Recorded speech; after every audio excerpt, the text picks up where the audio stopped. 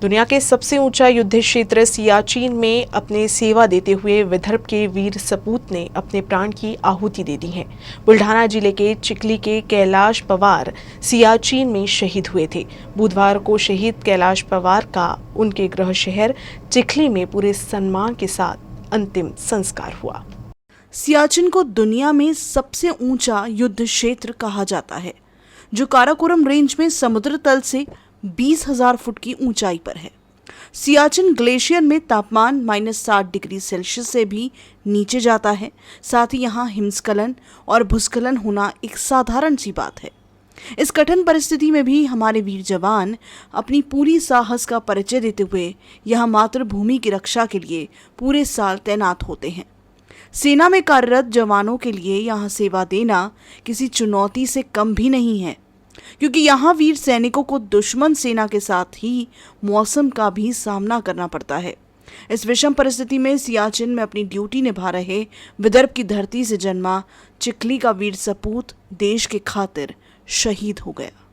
बुल्ढाना जिले के चिखली शहर के पुंडलिक नगर निवासी कैलाश भारत पवार 2 अगस्त 2020 से महार बटालियन में शामिल हुए थे और सियाचिन में पिछले 1 साल से ड्यूटी पर तैनात थे।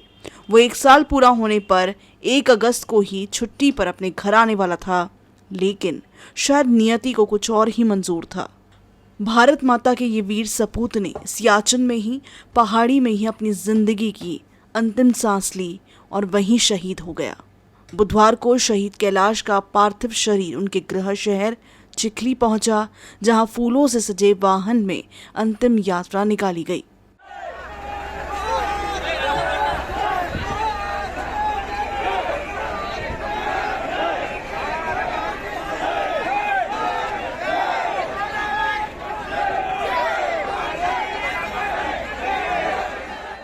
वीर सपूत की शहादत पर पूरा शहर गमगीन था।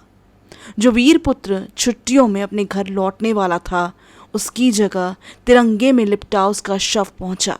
ये दृश्य वहां मौजूद सभी की आंखों को नम कर गया। वीर सपूत को पूरे शासकीय सम्मान के साथ अंतिम विदाई दी गई।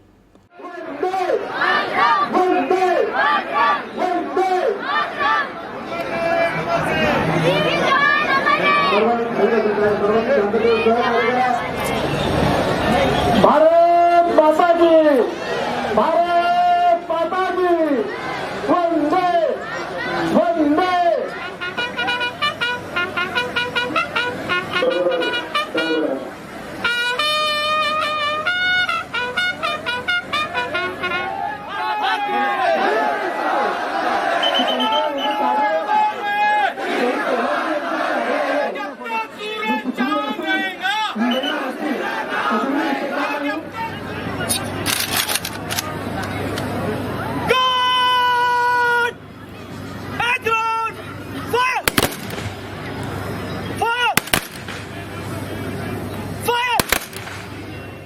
शहीद कैलाश पवार की वीरता पर केवल उनका परिवार ही नहीं, बल्कि पूरे बुल्ढाना वासियों को गर्व है।